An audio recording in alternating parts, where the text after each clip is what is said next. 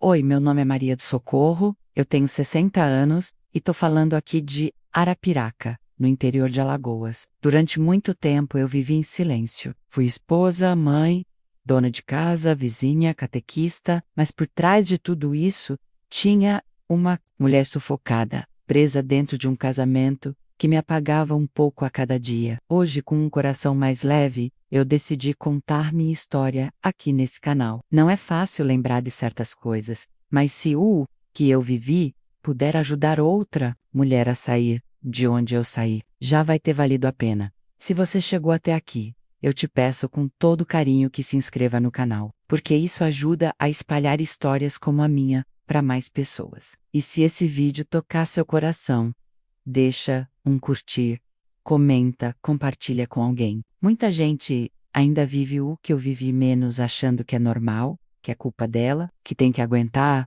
e às vezes tudo que a gente precisa é escutar alguém dizendo: você não está sozinha. Então ajuda essa mensagem a alcançar quem está calada e com medo. A sua curtida e seu comentário fazem diferença de verdade. Aproveita e me conta aí, nos comentários, de qual cidade você está assistindo esse vídeo. Eu vou adorar saber até onde minha voz pode chegar, porque por muito tempo ela foi calada. Hoje, lembrar do que passei ainda dói, mas dói diferente. Dói como cicatriz, menos aquela que já fechou, mas não deixa a gente esquecer. Cada palavra dita aqui vem de um lugar muito profundo, de uma mulher que aprendeu a viver outra vez, depois de anos sobrevivendo. E é por isso que eu estou aqui, para falar, para alcançar e para mostrar que sempre existe um recomeço. Mesmo que ele demore a chegar.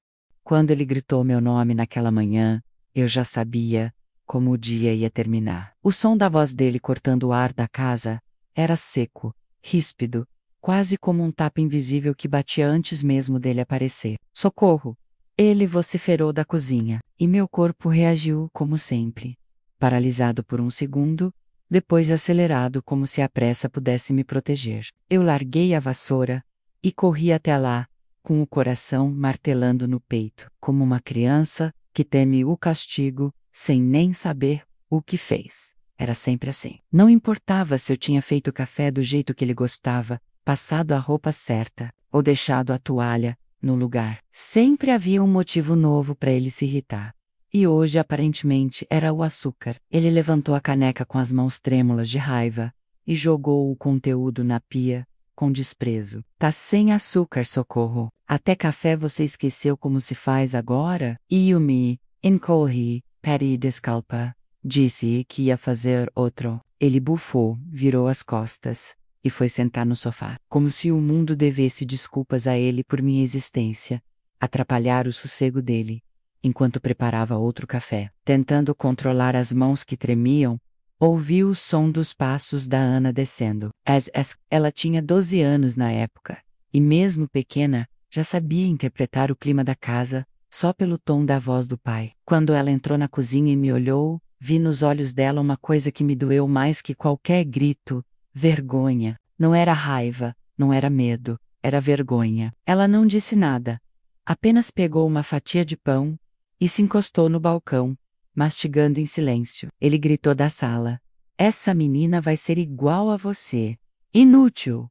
Olha a postura dela. J-Tai, com essa cara de tonta que nem a mãe. Eu senti o chão abrir debaixo de mim, mas não por mim, pela Ana. Porque até então eu suportava calada tudo o que ele me dizia, mas ver minha filha ser puxada para esse abismo, aquilo-me de um jeito diferente. Não fala assim com ela. Eu gritei de volta. Ele se levantou num salto, furioso. Nunca vi ele se mover tão rápido. Em 2 passos estava na cozinha, com o dedo apontado na minha cara, tão perto que senti o bafo dele. Vai me desafiar agora, é? Tá criando coragem, Socorro? É isso. Eu não consegui responder. Só olhei para a Ana, que já tinha parado de mastigar, e me olhava com os olhos arregalados, como se dissesse: para, mãe. Ele vai fazer alguma coisa.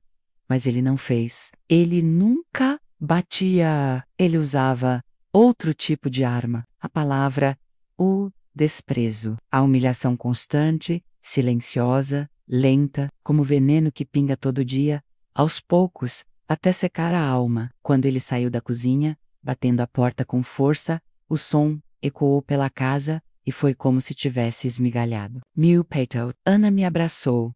Um abraço seco, curto, como se não soubesse mais como tocar em mim. Por que ele é assim, mãe? Ela perguntou. E eu não soube responder. Como é que se explica o mal sem forma que mora nas palavras ditas? Como explicar que eu também já me fiz essa pergunta 1000 vezes e nunca achei resposta? Naquela tarde, saí para comprar pão. Era meu pretexto para respirar um pouco. A padaria ficava 2 ruas abaixo, e a caminhada era o único momento do dia em que eu me sentia um pouco livre. Mas mesmo no caminho, a prisão me seguia. As vizinhas me olhavam como quem já sabia. Uma delas, a do portão branco, cochichou com a outra e balançou a cabeça quando passei. Eu ouvi. Ouvi quando ela disse: "Ela aguenta. Porque quer quis volta aqui grita." Quis dizer: "Você não sabe o que é viver com medo, até do som dos passos." Mas continuei. Andando em Galicia, segurei as lágrimas como faço desde os 20 e poucos anos. Quando me casei, achando que amor era isso, servir, suportar, engolir, cheguei em casa, com um saco de pão nas mãos suadas, e encontrei Ana no sofá, assistindo desenho tentando fingir normalidade. Ele estava trancado no quarto, como fazia depois dos acessos de raiva. Dormia por horas como se a crueldade cansasse. E talvez cansasse mesmo, porque humilhar alguém com constância exige empenho, e ele era empenhado. Larguei o pão na mesa e fui pro banheiro. Me olhei no espelho, vi os fios brancos crescendo, os olhos fundos, a boca sem cor, e me perguntei: até quando? A resposta não veio. É só o silêncio. Um silêncio que grita. Naquela noite, fui deitar cedo. Ele nem jantou. Disse que a comida estava ruim. Ana ficou no quarto, desenhando em silêncio. Eu fechei os olhos, mas o sono não veio. Fiquei ouvindo a casa, cada rangido da madeira, cada suspiro dele no quarto ao lado, e pensei: será que alguém mais ouve isso? Será que as vizinhas, a mulher da igreja, a moça da padaria, será que alguém percebe que eu estou morrendo aos poucos? Que minha filha está crescendo com medo da própria casa? Lá pelas 2 da manhã, levantei devagar, fui até a sala e abri a janela. O céu estava limpo e a lua cortava a noite com uma luz fria. Fiquei ali parada, com o vento batendo no rosto, pensando: se eu gritasse agora, alguém ouviria. E se ouvisse, faria o quê? Chamaria a polícia? Me ajudaria? Ou fecharia a janela e voltaria a dormir? Não sei quanto tempo fiquei ali. Talvez meia hora. Talvez a vida toda. Só sei que naquela noite, pela primeira vez, eu senti uma vontade diferente. Não era coragem ainda. Era algo mais sutil, como um fiozinho de luz entrando por uma fresta. Algo dentro de mim sussurrou: e se você fizesse alguma coisa? Não para ele, não para se vingar, mas provou. E para Ana. Fechei a janela, voltei para a cama. O corpo ainda doía, mesmo sem pancada. A dor das palavras não deixa roxo por fora, mas, por dentro, sangra devagar. E naquela noite, deitada ao lado do homem que me encolhia um pouco mais a cada dia, eu prometi a mim mesma: vai chegar a hora em que eu não vou mais abaixar a cabeça. Eu só não sabia que essa hora estava mais perto do que eu imaginava. No dia seguinte, antes mesmo do sol nascer, eu já estava de pé, como sempre. A rotina me mantinha de pé. Era como um fio de segurança, uma linha invisível entre mim e o caos que ele criava. Fiz o café em silêncio, medi o açúcar com precisão, como se isso pudesse evitar mais um ataque. Preparei o pão com margarina, do jeito que ele gostava. Coloquei a mesa com todo cuidado, alinhando os talheres, arrumando as xícaras, checando cada detalhe com uma esperança tola de que talvez hoje ele não encontrasse motivo para me diminuir. Quando ele desceu, ainda com o rosto amassado de sono e a cara de poucos amigos de sempre, olhou a mesa, sem dizer uma palavra. Pegou a xícara, cheirou o café do Ungoi, pela primeira vez em dias, não reclamou. Mas o silêncio dele era tão afiado quanto os gritos. A ausência da crítica não era alívio, era a preparação para o próximo golpe. Porque com ele era sempre assim. A calmaria vinha antes do furacão.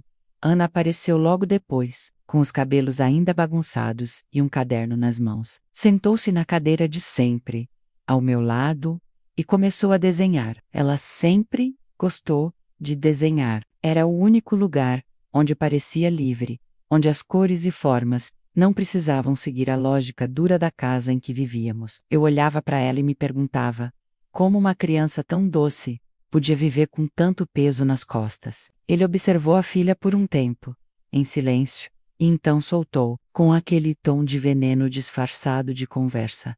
Essa menina já tá com aquele jeito molenga igual você? Socorro! Parece que não vai dar em nada na vida. Eu reagi antes que... A voz saiu rápida, mais pelo instinto de proteção do que por coragem.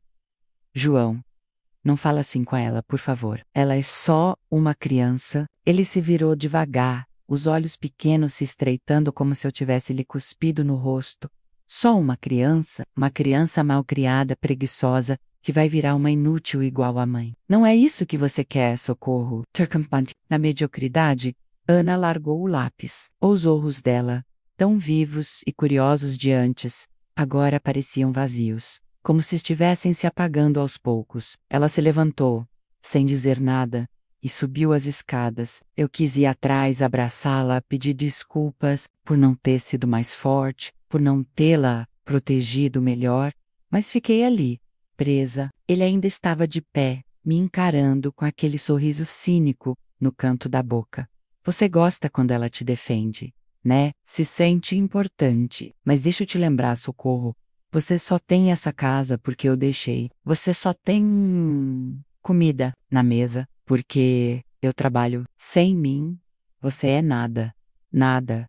Eu quis gritar, quis dizer que não era verdade, que eu sempre estive ali segurando tudo, cuidando de tudo, aguentando tudo, mas engoli a resposta, porque eu sabia como terminava quando eu respondia, naquela tarde. Enquanto ele dormia no sofá, com a TV ligada e a barriga para cima, eu fui até o quarto da Ana, bati devagar. Ela respondeu com um entra fraco, quase inaudível. Quando eu entrei, ela estava sentada na cama, com os olhos vermelhos e o caderno de desenhos no colo. Me aproximei devagar e sentei ao lado dela. Filha, me perdoa. Eu não consegui evitar o que ele disse. Eu devia ter feito mais. Ela me olhou com um olhar que eu nunca vou esquecer. Um olhar de dor, sim, mas também de desconfiança. Como eu sei now, soubesse se podia ou não confiar em mim. Ele sempre foi assim. Mãe, ela perguntou. Eu suspirei. Sim, filha. Sempre foi. Desde o começo. Ele nunca me bateu, mas sempre me feriu. Eu achei que um dia ele fosse mudar, mas ele só piorou. Ela abaixou a cabeça. E você ficou mesmo assim? Eu fiquei por você, Ana. Eu fiquei porque tinha medo. Medo de não conseguir sozinha. Medo de te prejudicar. Ela virou o rosto. Mas já tô prejudicada, mãe. Eu vivo com medo dele. Eu durmo com dor de barriga. Eu rezo todo dia para que ele viaje. E a gente fique em paz por um tempo. As palavras dela caíram sobre mim como pedras. Doeram mais do que qualquer coisa que ele já tivesse dito. Porque era verdade. Eu não tinha conseguido protegê-la. E aquilo me consumia. Naquela noite, quando fui deitar, fiquei olhando para o teto. Ouvi a respiração pesada dele ao meu lado. Sentia o colchão afundar com o peso do corpo dele. E pensei em tudo o que eu tinha suportado. Lembrei das vezes em que ele jogou o prato no chão porque a comida estava fria. Das vezes em que ele me deixou esperando por horas, sem explicação. Das vezes em que ele me chamava de inútil, burra, feia, palavras que se enraizaram em mim, e por tanto tempo eu acreditei. Achei que era isso que eu merecia. Achei que o amor era assim, duro, exigente, sem carinho. Mas ver minha filha sofrer, isso mudava tudo. Ela não merecia crescer com medo. Não merecia achar que amor era isso. Eu precisava ser mais do que a mulher que sobrevive. Eu precisava ser a mulher que a salva. Mesmo que para isso eu tivesse que começar tudo do zero. Mesmo que o medo ainda me cercasse por todos os lados. Naquela madrugada, Fui até o quarto dela. Ela dormia encolhida, como se tentasse desaparecer dentro do próprio corpo. Me aproximei, ajeitei o cobertor sobre ela e sussurrei: "Eu vou dar um jeito, filha. Eu prometo. Eu só não sei como ainda. Mas eu vou, porque você merece uma vida em paz. E eu também mereço." Fiquei ali por um tempo, ouvindo a respiração dela, e foi ali, naquele silêncio quente do quarto, que senti pela primeira vez que talvez eu ainda tivesse força, uma força antiga, enterrada sob anos de medo, mas ainda viva, ainda minha. E naquele instante, decidi que não ia esperar mais. A coisa ia mudar, mesmo que fosse devagar, mesmo que custasse tudo. Porque o que ele fazia com a gente não era vida. E eu queria viver por mim e por ela.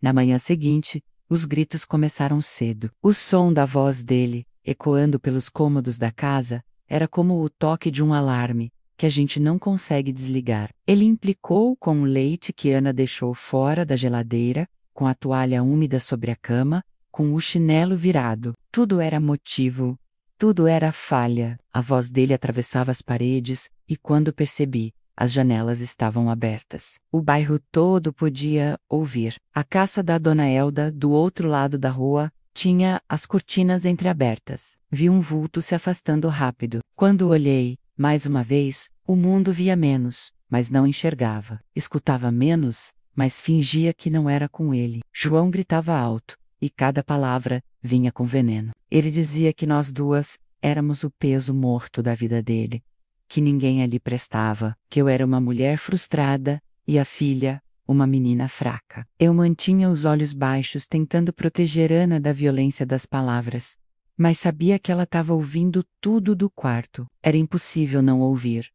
A casa parecia feita de papel, e os vizinhos, eles também escutavam. Eu sabia, sempre soube, mas silêncio era a moeda da vizinhança. A paz alheia sempre vinha primeiro.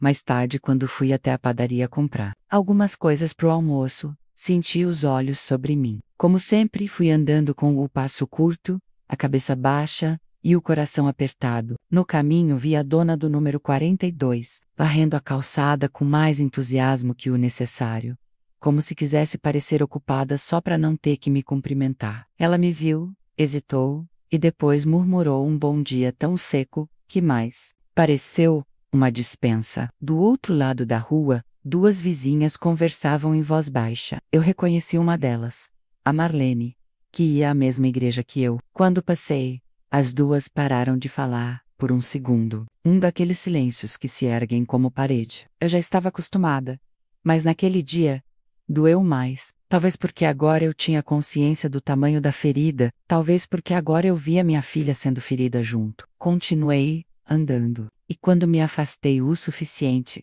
ouvi uma das vozes sussurrando: "Ela aguenta porque quer." Essas palavras me acompanharam até a padaria.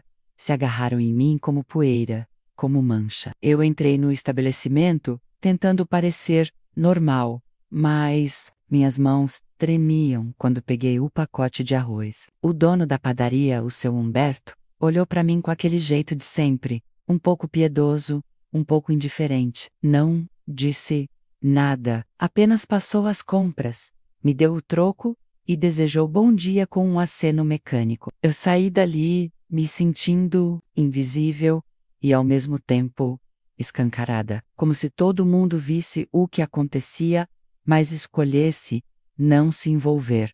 Quando cheguei em casa, Ana estava sentada na escada, com os olhos fixos em nada. Me aproximei e perguntei se estava tudo bem. Ela respondeu com um aceno de ombros. Aquilo me partia por dentro. Ver minha filha se fechar mais a cada dia era como assistir uma flor murchar lentamente. Tentei puxar assunto, perguntei do desenho que ela estava fazendo ontem, mas ela respondeu com desânimo: "Não estou com vontade de desenhar mais, mãe." Essas palavras ecoaram dentro de mim como um alerta. O que ele estava fazendo com ela?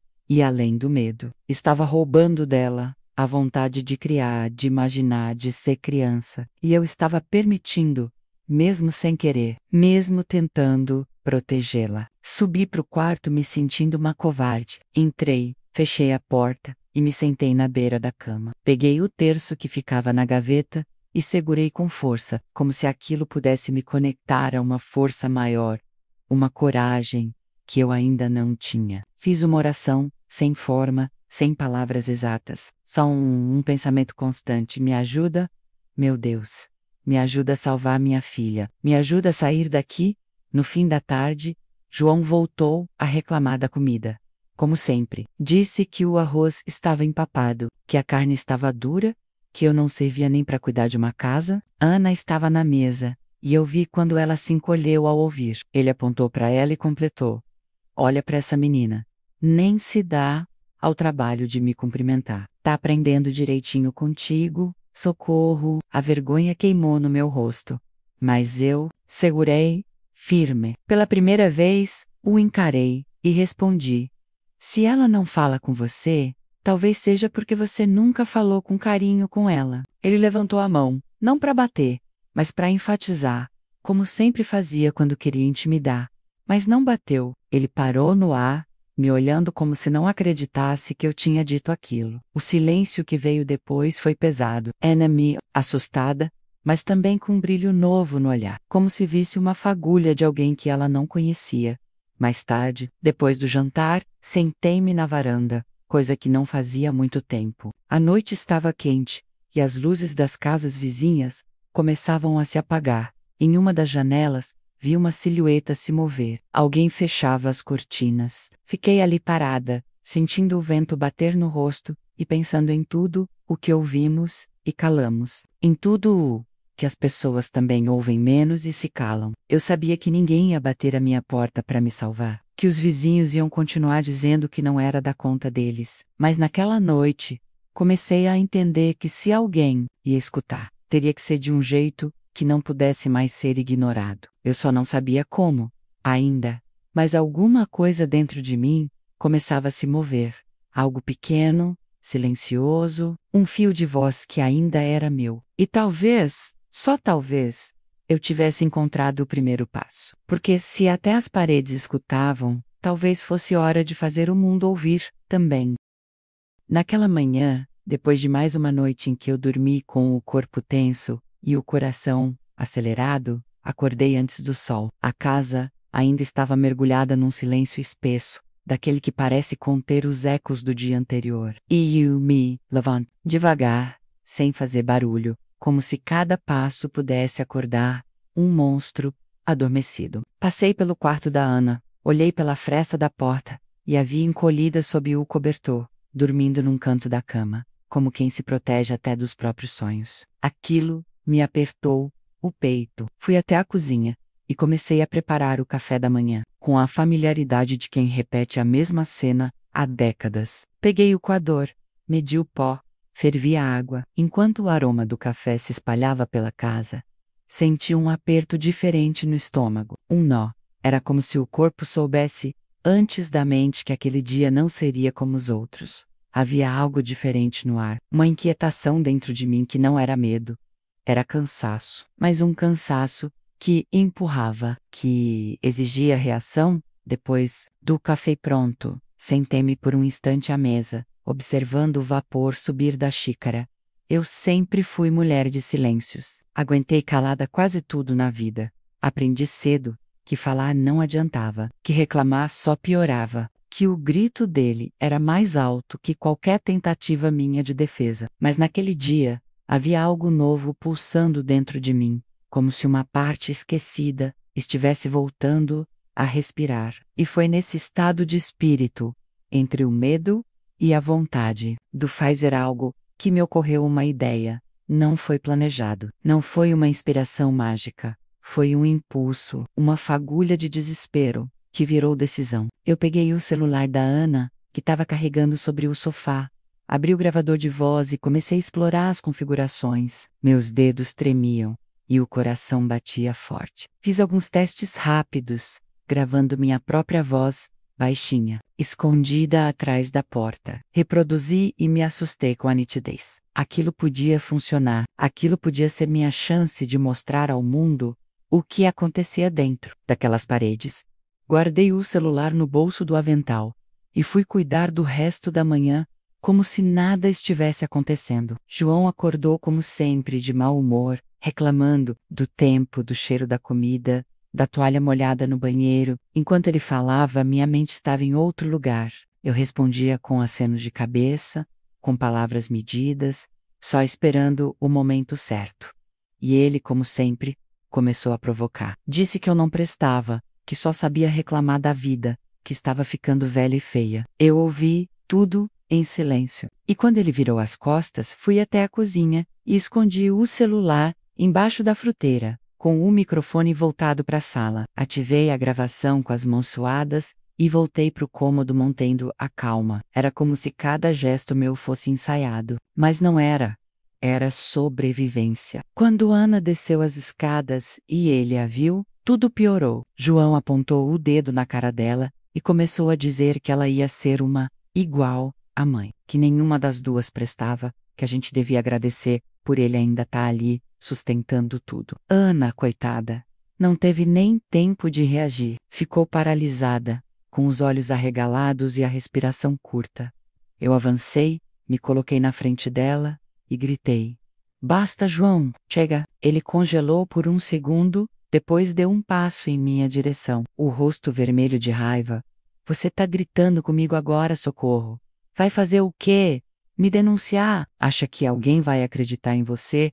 Invoca as duas. Eu sou o homem dessa casa." Ele rugia, cada palavra mais alta que a anterior. E o celular, escondido ali na cozinha, captava tudo. Cada frase carregada de ódio, cada coisa cal, cada humilhação. Eu tremia por dentro, mas me mantinha firme por fora. Pela Ana, primeira vez, eu não ia baixar os olhos. Ele terminou o discurso com um empurrão na cadeira, que caiu no chão com estrondo. E então, sem esperar resposta, saiu batendo a porta. Ficamos ali, eu e minha filha em silêncio, cercadas por estilhaços invisíveis. Quando o som do carro dele se afastando ecoou pela rua, respirei fundo e fui até a cozinha. Peguei o celular debaixo da fruteira com as mãos trêmulas e parei a gravação. O arquivo tinha mais de 40 minutos. 40 minutos de verdades, de provas, de dor. Fui para o quarto e escutei o áudio com fones de ouvido, sentada na beira da cama. Chorei, em silêncio. Cada palavra dita por ele era uma cicatriz reaberta, mas ao mesmo tempo uma confirmação de que eu não estava louca, de que aquilo era real, de que, se alguém ouvisse, talvez acreditasse em mim. No fim do áudio, ouvi minha própria voz gritando: "Basta!" E percebi que aquela era a primeira vez, em muito tempo, que eu dizia essa palavra em voz alta. E ela tinha peso, tinha força. Quando tirei os fones, Ana apareceu na porta. "Mãe, ele foi embora." "Foi, filha. Só volta à noite." Ela entrou, sentou ao meu lado e disse baixinho. Eu fiquei com medo, mas eu fiquei orgulhosa também. "Volka fica na minha frente."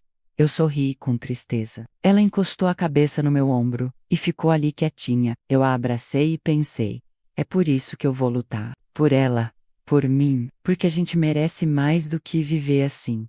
Eu só não sabia ainda como dar o próximo passo, mas agora pelo menos eu tinha uma prova, uma semente, um começo.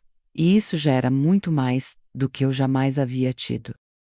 O resto do dia passou como se eu estivesse dentro de um sonho turvo, daqueles em que a gente tenta correr, mas as pernas não obedecem. A gravação que eu havia feito martelava na minha cabeça como um tambor constante, e o celular, agora escondido no fundo da gaveta do armário de roupas, parecia pesar 10 quilos a mais. Eu me perguntava o tempo todo se tinha sido suficiente, se o que foi captado ali mostrava de verdade o horror que era viver com João. Ao mesmo tempo, uma voz dentro de mim sussurrava que sim, que tudo estava lá menos a raiva, o desprezo, o medo. Aquilo era mais do que eu jamais havia mostrado para alguém. Era um retrato fiel de uma vida que ninguém via. Ana passou o dia mais calada do que o normal. Ficou no quarto com os fones no ouvido, desenhando, rabiscando as páginas com traços agressivos, sem forma. Às vezes eu parava na porta para observá-la, tentando imaginar o que se passava na cabeça dela. Eu queria muito poder entrar quebrar a dor com um abraço, dizer que tudo ia melhorar, mas ela já não acreditava em promessas. E eu também não. Pelo menos não nas antigas. As novas, essas que eu começava a construir comigo mesma, ainda eram frágeis, mas estavam lá. E era nisso que eu me agarrava. No fim da tarde, ele voltou. O som do portão rangendo e o motor do carro desligando me fez prender a respiração. Como acontecia todos os dias, eu estava na cozinha cortando cebola e as mãos pararam no ar. Segurei a faca com força, respirei fundo e preparei o rosto. Nem muito submisso, nem desafiador. O suficiente para não provocar, mas também para não... Ele entrou, resmungando, jogou as chaves na mesa e reclamou do calor. Não me cumprimentou, não olhou na minha cara, pegou uma cerveja na geladeira e foi direto para a sala. Quando Ana passou por ele, quase tropeçando para evitar contato, ele grunhiu. Aprende a andar direito, menina. Parece uma mula manca. Ela não apenas me lançou um olhar de desalento, como quem diz, é sempre igual. E era, até quando não acontecia nada, tudo era pesado. O silêncio dele machucava tanto quanto os gritos, o desprezo constante, as palavras jogadas com crueldade disfarçada de normalidade. Menos aquilo, era como viver em campo minado. Naquela noite, enquanto ele tomava banho, e a casa mergulhava num raro momento de silêncio, eu tirei o celular do esconderijo. Me tranquei no quarto, deitei na cama com as costas coladas na parede e coloquei os fones de ouvido de novo. Apertei o play e ouvi tudo mais uma vez, mas agora com outro olhar. Cada frase dele, cada ataque, cada insulto contra mim e contra Ana, tudo estava ali, intacto. O som da cadeira caindo no chão, meu grito de basta, o silêncio que veio depois. Fechei os olhos e chorei, mas dessa vez, o choro não era só dor, era também alívio, porque pela primeira vez em décadas, eu tinha alguma coisa concreta nas mãos, algo que me disse: você não está louca, você não exagera, você não inventa, ele é isso, sempre foi, e agora se alguém quiser ouvir, poderá saber também. Pensei em quem confiar, não era algo que eu podia sair mostrando a qualquer um. A maioria das pessoas ia virar a cara, dizer que não se mete em briga de marido e mulher. Mas talvez, a Cida da igreja. Ela era firme, já tinha ajudado outras mulheres, ou talvez a pastora, ou ainda a irmã Lúcia, que uma vez disse que Deus não quer mulher sofrendo em nome de casamento. Aquela frase nunca me saiu da cabeça. Talvez agora fosse a hora de procura lá, na manhã seguinte. Acordei antes de todos. O céu ainda estava escuro. Fui para a cozinha e fiz o café com os olhos ainda cheios de lágrimas secas. Preparei o café da forma habitual, mas no fundo sabia que aquele seria o último café da manhã que eu faria fingindo normalidade. Quando João saiu para o trabalho, eu esperei ouvir o portão se fechar. Esperei o som do motor sumir na distância. E então, respirei fundo. Bati na porta do quarto da Ana e falei baixinho: se arruma, filha. A gente vai sair. Ela me olhou com surpresa, mas não perguntou nada. Apenas assentiu com um movimento lento da cabeça. E quando descemos, eu com o celular no bolso da bolsa, e ela com o caderno de desenhos debaixo do braço, senti pela primeira vez em anos que eu estava indo em direção à liberdade. Não sabia ainda o que encontraria, se alguém me ouviria, se acreditariam. Mas eu tinha uma prova, eu tinha minha filha ao meu lado, e isso naquele instante era tudo. Quando atravessamos a rua, a mesma vizinha do portão branco nos olhou da janela, e eu encarei de volta, não com raiva, mas com algo novo no her, como se dissesse: agora você vai escutar, mesmo que finja que não. Porque hoje eu tô falando, e hoje ninguém vai me calar.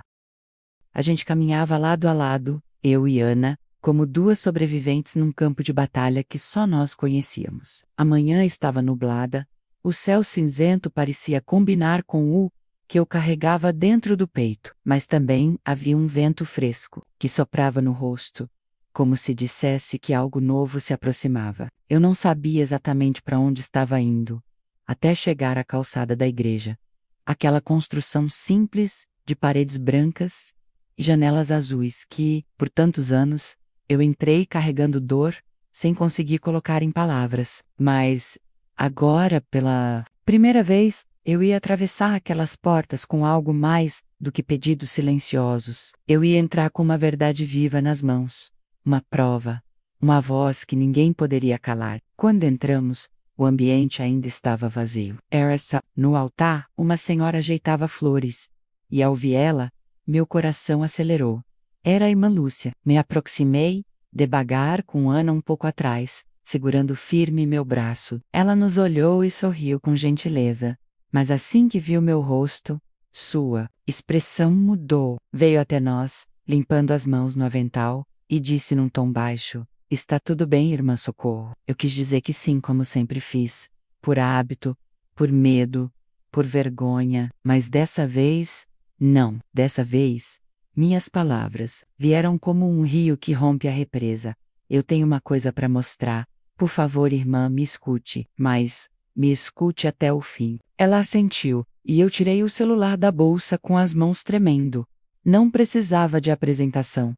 Só entreguei. Ela colocou os fones, deu play, e eu fiquei ali, parada, com os olhos grudados no chão, o coração disparado, e a respiração. Ana sentou-se num banco mais à frente, de cabeça baixa, mas não desgrudava os olhos da gente. A cada minuto que passava, eu via a expressão da irmã mudar. Primeiro surpresa, depois choque. E então, aquele silêncio pesado, de quem está ouvindo o indizível. Quando a gravação terminou, ela tirou os fones devagar, olhou para mim com os olhos cheios d'água e disse apenas: "Meu Deus, socorro. Quanto tempo você vive isso?" E eu respondi com a voz embargada: "Desde o começo. Eu só achava que era eu quem devia aguentar. Mas, agora ele está destruindo minha filha também." E naquele momento, eu vi algo acontecer. Vi nos olhos dela uma decisão, uma urgência. Você não vai voltar para aquela casa hoje. Você quer ajuda? Porque se quiser, eu sei por onde começar. A partir daí, tudo pareceu acontecer rápido, como se o mundo, que até então só me virava as costas, tivesse finalmente parado para me escutar. Irmã Lúcia fez algumas ligações, pediu ajuda à coordenadora do grupo das mulheres da paróquia. Em pouco tempo chegou a Saida, uma das líderes da pastoral, e junto com ela a advogada voluntária do grupo. Eu contei tudo, cada detalhe. Elas ouviram com atenção, sem me interromper, sem julgar. Me ofereceram um copo de água, um abraço, e depois, um plano. "A gente vai com você até a delegacia da mulher, você tem a gravação, isso, sério. E você não tá mais sozinha." Eu olhava para elas como quem sonha acordada. Será que era real? Será que eu, que por tantos anos fui chamada de fraca, agora estava rodeada de mulheres fortes, segurando minha mão? Enquanto isso, Ana desenhava num canto do salão. Era um desenho de uma árvore com raízes profundas e galhos crescendo em todas as direções.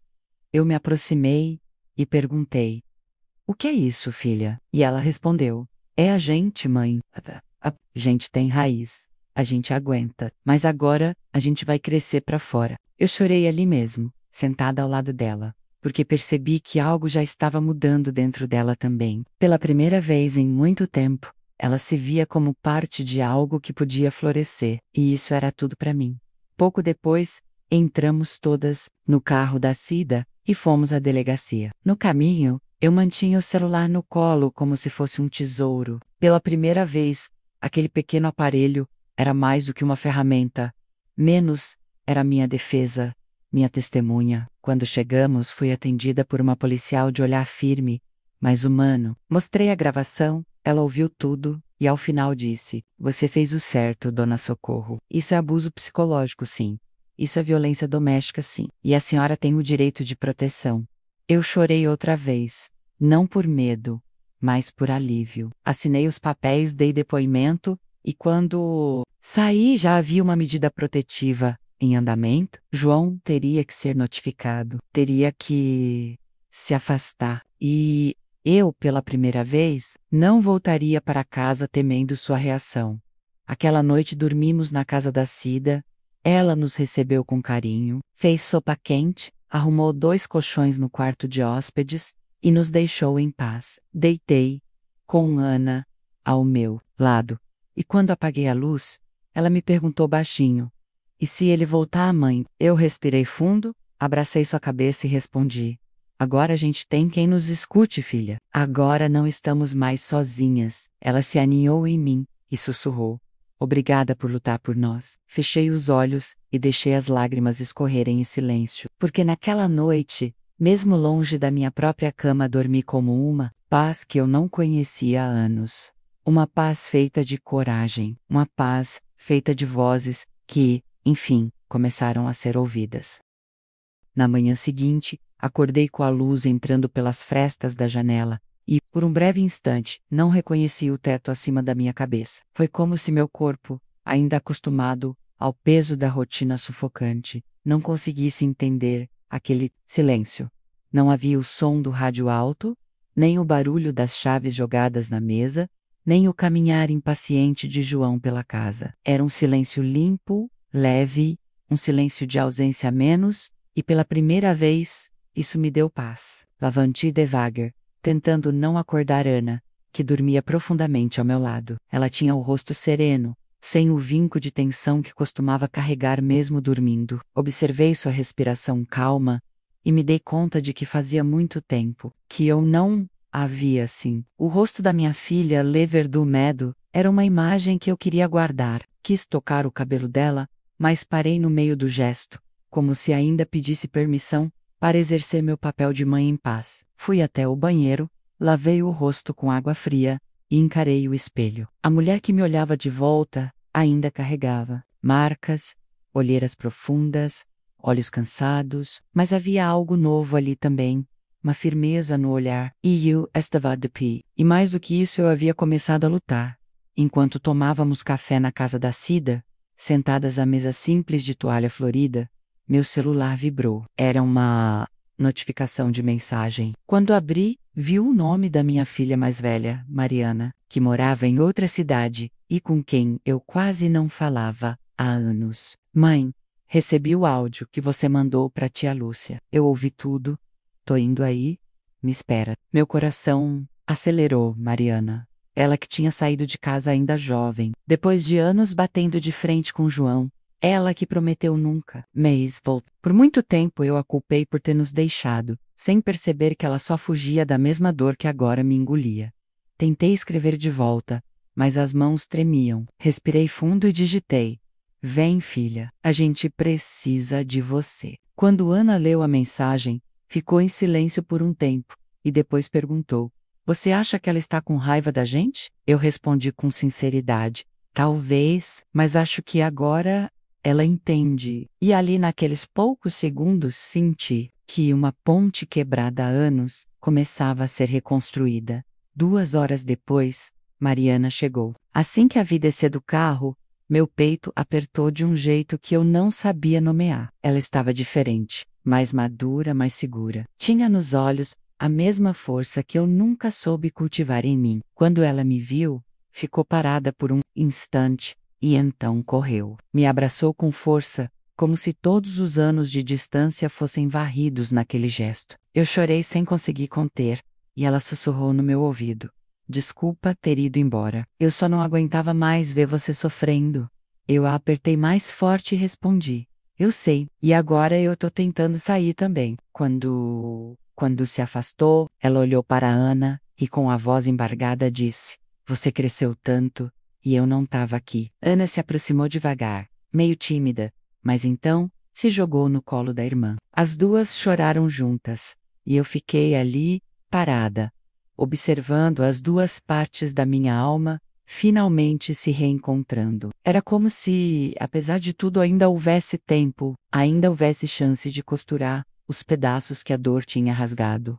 Passamos o resto do dia conversando, contando as coisas que foram enterradas por tanto tempo. Mariana queria saber de tudo. Ouviu com atenção, sem interromper, sem julgar. Quando contei que tinha ido à delegacia, que estava com medida protetiva, que não pretendia mais voltar para casa, ela segurou minha mão com firmeza e disse: você não tem ideia do quanto eu esperei por esse dia, mãe. Era estranho ouvir isso, porque por anos eu pensei que todo mundo me via como fraca, como alguém que nunca teria coragem. Mas ali estava minha filha, a que mais sofreu, dizendo que acreditava em mim, o tempo todo. Eu sorri com os olhos ainda marejados e disse: talvez eu só precisasse acreditar também. Mais tarde, ela disse que poderíamos ficar com ela, pelo tempo que fosse preciso, que tinha um quarto extra, que ia ajeitar tudo. Eu não soube o que responder. A ideia de sair definitivamente, de me mudar, de reconstruir a vida em outro lugar, ainda me parecia distante.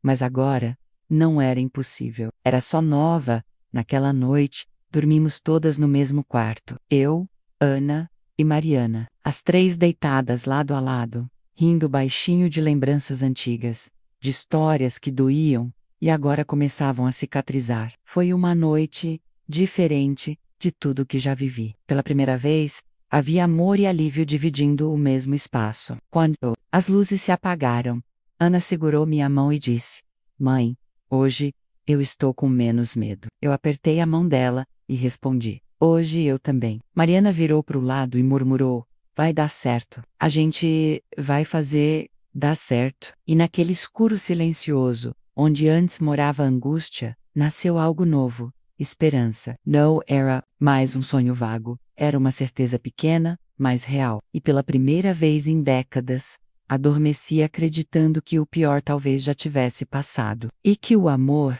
esse que a gente achava perdido, ainda sabia o caminho de volta. Acordei cedo naquele dia, com um aperto no peito que não vinha de medo, mas de antecipação. Era como se meu corpo soubesse que algo importante estava prestes a acontecer. Ainda estava escuro lá fora, mas o som da cidade começava a despertar, devagar, com o latido de um cachorro distante, o rangido de um portão se abrindo, e os primeiros ônibus passando pela rua. Levantei-me com cuidado para não acordar Ana nem Mariana, que ainda dormiam no colchão ao lado. As duas tinham dormido de mãos dadas, e ver aquela cena, simples e silenciosa, me deu uma sensação de aconchego que eu não sentia há muito tempo. Naquele quarto provisório, naquela casa que não era minha, encontrei um pedaço de lar que eu nunca conheci antes. Fui até a cozinha, preparei café e sentei à mesa com a xícara nas mãos. A cada gole, minha mente voltava ao que a delegada havia dito no dia anterior. Ele será intimado. E a senhora tem a lei ao seu lado agora. Era estranho ouvir isso depois de tantos anos sendo calada por palavras, olhares e ameaças. É lei, é humilde. Por tanto tempo achei que ela só existia para quem gritava mais alto. E agora, com aquela gravação, com aquelas vozes de apoio ao meu redor, algo finalmente tinha mudado. Eu não era mais só. Naquela mesma manhã, recebi uma ligação da delegacia. A policial do caso me explicou, com voz firme, que João já havia sido notificado oficialmente da medida protetiva. Ele está proibido de se aproximar da senhora, da sua filha, da sua casa ou de qualquer lugar onde vocês estejam. Qualquer tentativa de contato deve ser imediatamente denunciada. Aquelas palavras ficaram ecoando na minha cabeça. Proibido de se aproximar. Pela primeira vez, era ele quem tinha limites. Era ele quem precisava pensar duas vezes antes de agir. Eu agradeci, desliguei o telefone e por alguns minutos permaneci sentada, olhando para o nada, tentando absorver aquilo. Eu sabia que ainda tinha um caminho longo pela frente, mas só de pensar que podia respirar, sem o peso constante do terror no ombro, já era como ganhar um pouco de vida de volta. Mas nem tudo seria tranquilo. Eu sabia disso. E de fato, à tarde daquele mesmo dia, ele apareceu. Não na nossa frente, pelo menos não diretamente, mas ligou. Mariana atendeu, e antes mesmo de dizer alô, ouviu a voz dele exaltada do outro lado da linha. Eu quero falar com a Socorro agora. Ela não pode me tirar da minha casa assim. Isso é injustiça. Isso é armação. Mariana, com a calma que herdou não de mim, mas talvez da própria dor que aprendeu a dominar sozinha, respondeu com firmeza: Você não pode falar com ela. A medida protetiva foi emitida. Se insistir, vamos te denunciar de novo. Albert, do outro lado, chamou ela de ingrata. Disse que sempre sustentou a família, que era ele quem punha comida na mesa. Mariana ouviu por mais alguns segundos, em silêncio, e depois disse: A comida que você botava na mesa vinha cheia de veneno, pai. E a gente cansou de engolir. E então desligou. Quando me contou, vi as mãos dela tremendo um pouco. mas os olhos estavam firmes. Eu me aproximei, abracei-a forte e sussurrei: obrigada, minha filha, por ser escudo quando eu ainda não sabia ser. Ela não respondeu, apenas me abraçou de volta, e ali ficamos um tempo, quietas, como se aquele gesto dissesse tudo o que as palavras ainda não conseguiam. Nos dias que seguiram, João tentou se fazer de vítima. Descobri que começou a espalhar boatos pelo bairro, dizendo que eu o expulsei injustamente, que eu estava influenciada por gente metida justiceira, que era uma mulher ingrata, que destruía a própria família. Fiquei sabendo por uma vizinha que, pela primeira vez, resolveu me procurar. Dona Jandira, uma senhora que morava a 2 casas da nossa antiga casa, apareceu na porta da Cida, constrangida, com um bolo nas mãos. Eu sei que não é hora de trazer bolo, mas é que eu queria pedir desculpas. Eu não entendi de primeira. Ela continuou. Por anos, eu ouvi tudo. Eu ouvia ele gritando com você, humilhando a menina, e eu fingia que não ouvia. Eu dizia para mim mesma que não era da minha conta. Mas era, né? Socorro. Era sim. Eu a convidei para entrar, e ela ficou por um tempo, chorou, pediu perdão, disse que agora via como a covardia às vezes se veste de silêncio. E pela primeira vez, eu ouvi alguém daquele bairro reconhecer a minha dor em voz alta. João, por sua vez, perdeu o emprego. A notícia chegou até nós, através da irmã Lúcia. Ele trabalhava num pequeno comércio. E, depois que o áudio se espalhou no grupo da igreja, as pessoas começaram a comentar. O dono da loja, que era conhecido da comunidade, não quis se envolver diretamente, mas ficou pressionado. Disseram que o comportamento dele era incompatível com os valores do lugar. Foi demitido em silêncio, sem estardalhaço. E quando isso aconteceu, eu não senti alegria, não sorri. Notice I this crocodile. Senti um vazio, porque, por mais que ele tenha me ferido, eu ainda carregava as cicatrizes de quem acreditou no amor. Não se arranca 30 anos do peito de um dia para o outro, mas ao mesmo tempo me senti protegida, como se finalmente o mundo estivesse começando a mostrar para ele, e para mim menos que o que ele fazia tinha consequência naquela noite. Antes de dormir, sentei na varanda com Ana. A lua estava cheia, e o vento morno balançava os galhos da árvore do jardim. Ela olhou para mim e perguntou: você acha que ele vai mudar? Eu respirei fundo e respondi: filha, tem gente que só muda quando sente na pele o peso do que causou. Mas mesmo assim tem gente que prefere se fazer de vítima. Ela é pensativa, e então disse: eu só quero que ele fique longe da gente.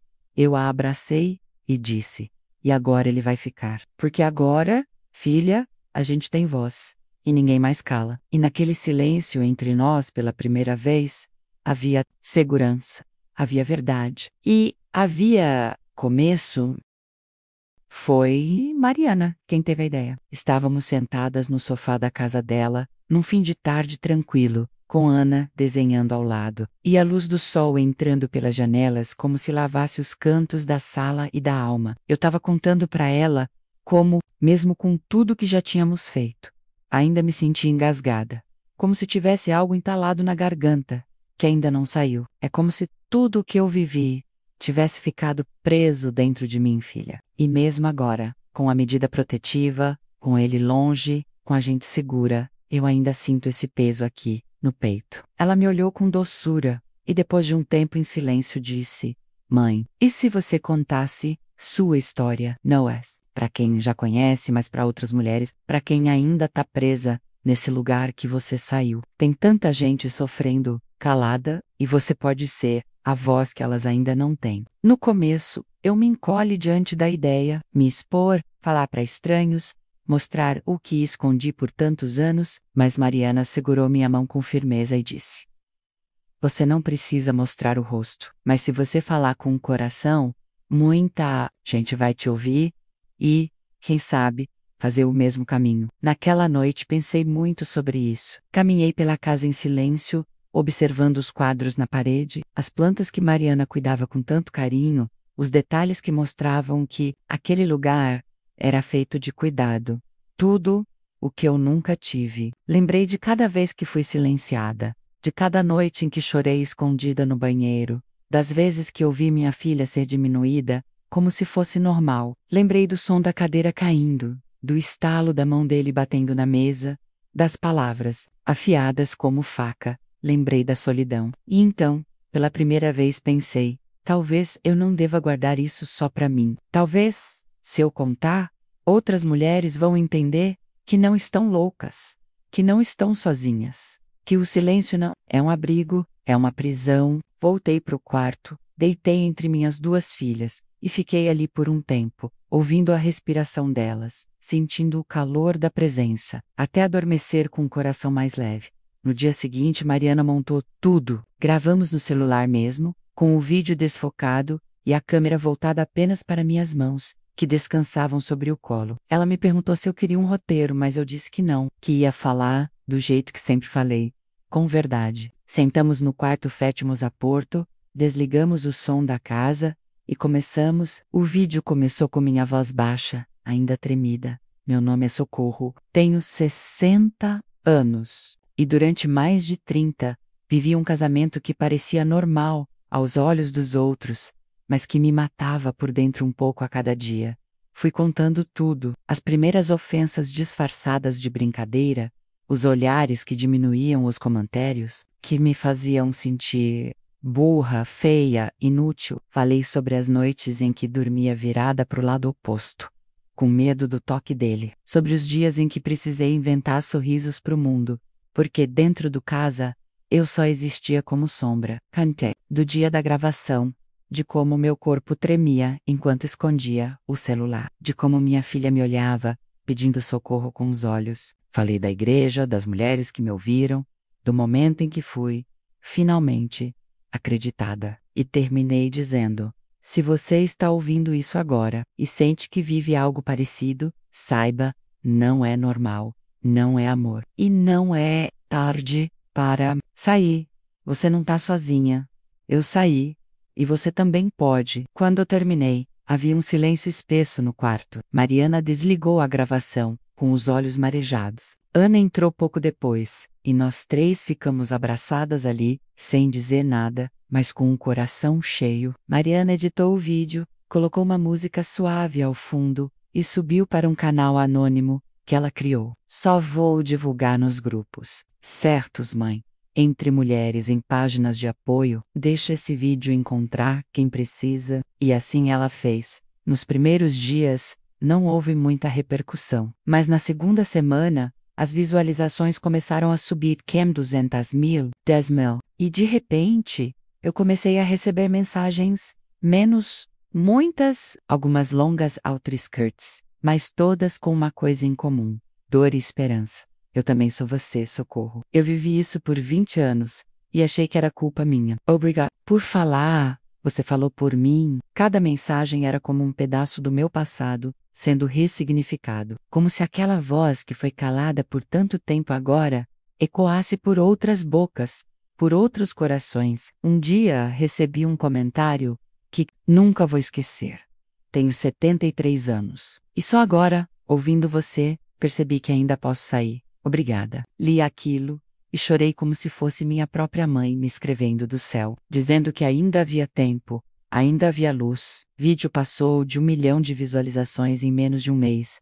A repercussão foi tanta que uma jornalista entrou em contato, querendo fazer uma matéria sobre histórias de superação de mulheres na terceira idade. Eu recusei mostrar o rosto, mas autorizei o uso da minha voz. Ela disse: sua história tem salvado vidas, Dona Socorro. E eu pensei, talvez essa seja a missão. Talvez tudo o que eu vivi, toda a dor, todo o silêncio, agora esteja servindo para impedir outras dores, outros silêncios. Mariana me olhou, um dia, com os olhos marejados de orgulho, e disse: mãe, você virou o que ele mais temia, alguém que ninguém mais consegue calar. E eu sorri, com o coração aquecido, não por vaidade, mas por finalmente saber que a minha história, tão cheia de cicatrizes, agora era semente.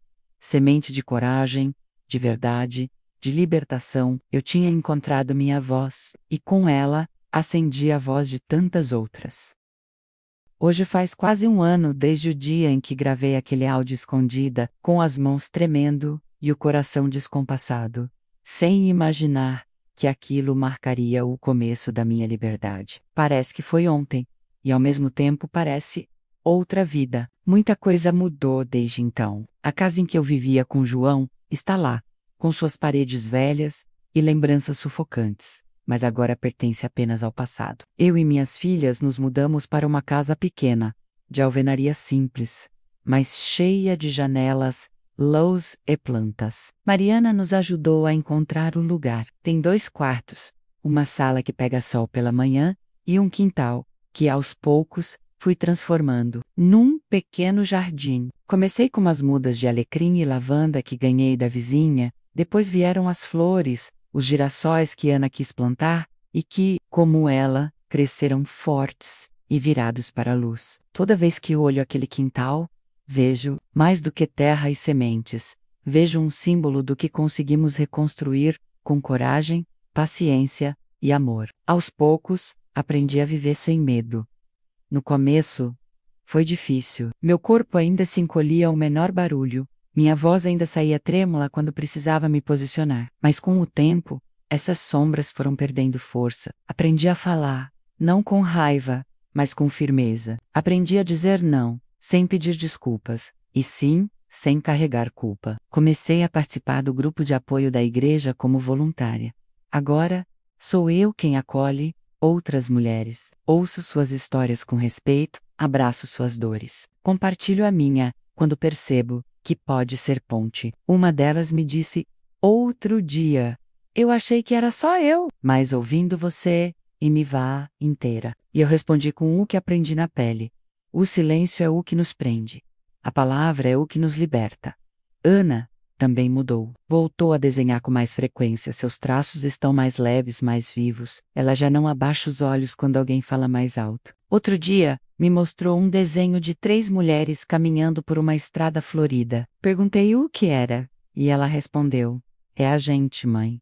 Indo embora de tudo o que doía. Eu não consegui segurar as lágrimas. Mariana, por sua vez, se tornou meu porto. Aquela distância entre nós, construída por tantos anos de silêncio e dor, foi dissolvida pela coragem de olhar para trás, sem medo. Um dia, durante o almoço, ela segurou minha mão e disse: mãe, você se salvou. E salvou a gente também. E naquele momento, percebi que a força que ela sempre teve menos, aquela coragem de sair de casa, de cortar laços que a feriam menos, era a mesma que agora florescia em mim. Éramos, enfim, iguais em resistência. O vídeo que gravamos ainda circula por aí. De tempos em tempos recebo mensagens de mulheres que se reconheceram em minhas palavras. Algumas conseguiram sair, outras ainda estão tentando. Uma senhora de 68 anos escrevo: não vou morrer na casa errada. Obrigada por me lembrar disso. Quando li aquilo, minhas mãos tremeram. E eu agradeci em silêncio por não ter desistido de falar. Outro dia, voltamos à antiga vizinhança. Essa do PSG.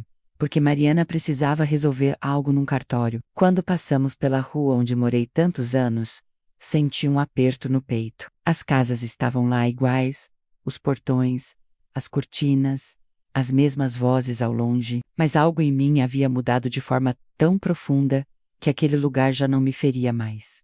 Era só memória, não mais prisão. Vi a dona do portão branco menos aquela que dizia elagenta por que, nos olhando da calçada. E, primeira vez, a encarei sem medo.